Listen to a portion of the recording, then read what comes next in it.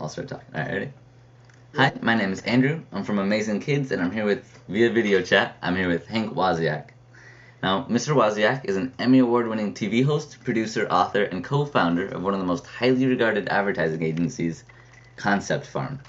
We're also going to be talking a little bit about some books he's written on asset-based thinking. Ready for some questions? I sure am, Andrew. All right, so the first one here is describe what asset-based thinking is and why it's important for kids and teens to know about it. Well, first I want to congratulate you on a good introduction. Thank you. Really well. So that's the first best part of asset-based thinking. But asset-based thinking, and you pronounced it right, A-S-S-E-T. Thank you. Most people hear that and they think it says acid-based thinking. Asset-based thinking is a very cool way of looking at and living your life every day. It's if you think of, you have lenses, your eyes are lenses, and if you could look at your life through the positive lens of what's working and what's possible, that's asset-based thinking. Now, of course, there's another way to look at life, and you could probably guess it. It's the other side of it, which is deficit-based thinking, which is what's not working, what kind of brings you down. And generally, when you do that, you feel kind of crummy. So what asset-based thinking teaches you to do is think of your mind as a network. And you've got two networks. One's asset-based thinking, or the ABT network. The other's deficit-based thinking, or the DBT network. And you have the remote control that can control that. And I guarantee you, when you ask yourself, which kind of programming would you rather look at? Stuff that makes you feel crummy and crappy, or stuff that uplifts you and lets you see possibilities? I know which one you're going to pick. But I know you can't do that all the time. So we have one little exercise that says practice a 5-to-1 rule. Spend 5 times as much time on the ABT network as you do on the DBT network, and I guarantee you your life will just get better and better. So I hope that summarizes our book into a little nice capsule for you.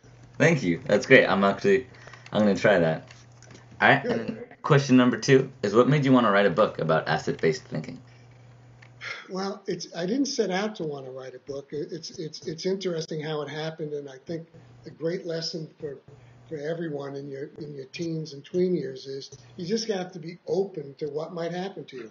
My son Greg, who works at the Concept Farm, introduced me to a woman, a psychologist, Dr. Kathy Kramer, who was really looking, and she's been practicing. She's the inventor of asset-based thinking.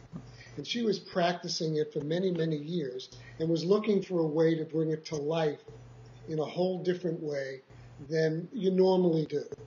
And I was coming at it at a point in my life where I was looking for something new and better, and I wanted to make a positive impact in my life, more so, even while I was getting older. So we said, hey, why not write a book? And we kind of had a headline that said, Positive Psychology meets Madison Avenue. So we created a book about positive psychology that was going to be totally different than anyone else has ever done. So it involved pictures, graphics, emotions more than words. And that's how we got to write a book.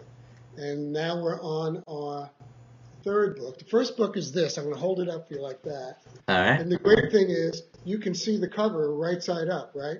Right. Well, it's a little backward. And it's actually backwards. So, All right. So we did that. And that book came out. And about a year later, we weren't thinking of doing this. Our publisher was interested in some other books. But we got a letter from somebody your age. She was 15 at the time. Mm-hmm. Her name was Brianne. And she said, hey, I read my dad's book. And I thought it would be a great experiment to go try asset-based thinking in my high school.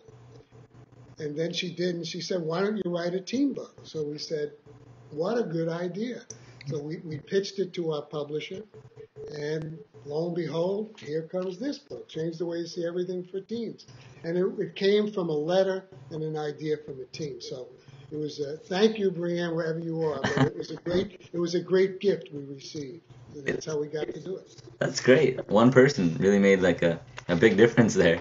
And you know what? That's the lesson. Yeah. Captain Awesome. That's the lesson. Right. One person can make a big difference. I'm Captain Awesome. That was established. I'm sorry, I didn't realize. I forgot to tell everybody. That's it. Andrew's name is Captain Awesome. Mm-hmm. You know what my nickname is? My name is What? Wisdom. Wisdom. Wisdom. I get that. Very cool. All right. And then question number 3 is the second book you wrote, the teen book. It's called Change the Way You See Everything for Teens. It's a very visual book and often centered around photographs. So how did this affect your writing? Well, our first book did too, and we said what we wanted to do was create a book that was an experience, not just a read. So rather than create a book that was like just like all words, we created a book that every page was like a spread of an ad. So every page you'd open up, you'd think you were reading an ad, but each page could be taken in its context. So our first book had 150 images in a 150-page book. And sometimes Kathy and I would write some prose or some words about it. Then we would find an image, and it would change our mind. And the images directed the words, and so on. So it became a very experiential book. And the great thing about it was, what year is this? 2009? Yeah, 2009. If we were to write that book in 1995, we could not have done it because the internet and file sharing and iPhoto and Getty Images really weren't up. We were able to create all of that through the world that you live in today, the digital world. Yeah. And then when we went to the teen book, we took the same approach. But you know what the cool thing about the teen book is? What? We enlisted about 50 kids. We got them together in workshops, had a little photo tutorial for them, and half of the images in the book were taken by teens themselves. It was their interpretation of our ideas as photographs. And it was thrilling. You guys, the team sent in over 120 images, and when you see the book, half the images were taken on iPhones, little digital cameras that you sent in. We collected on a site called Picasa, and then we used them for the book. That's great. How's that? That was pretty good, wasn't Yeah. it? All those teens are also Captain Awesomes. There's more than one. They have to be. There's They more are. than one. All right, and so a little bit about your advertising agency, Concept Farm. Pretty basic question here. What does an advertising agency do? All right. An advertising agency has been around for over hundreds of years. And at basically what an advertising agency does, it works for a client, let's say Nike, to create communications, marketing communications, that can go anything from a TV commercial to a Facebook page, to reach consumers to convince them to buy something. And since we're all consumers, you're a consumer, I'm a consumer, we are all hit with advertising messages in one way or another every day, many thousands of them. And some we like and some we don't like. So what our job is as an advertising agency is to create those messages that you will like and welcome and embrace and want to see and be convinced by it. So that's our job. And today, where the internet has exploded and lots of digital possibilities, new forms of advertising are creeping in every day. If you were to tell me a year ago I was going to be creating ads for Twitter, I would have said, what's Twitter?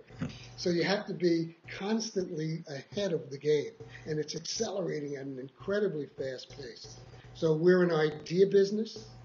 We're a business of creativity and persuasion.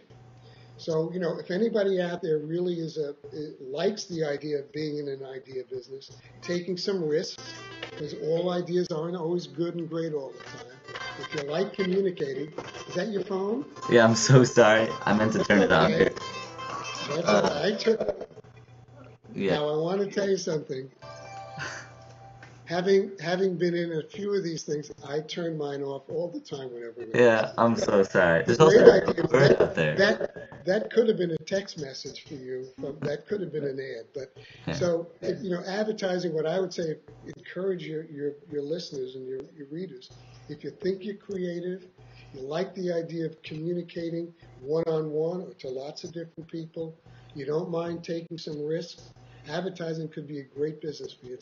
It's been terrific for me and has really helped shape my life and everything that I do.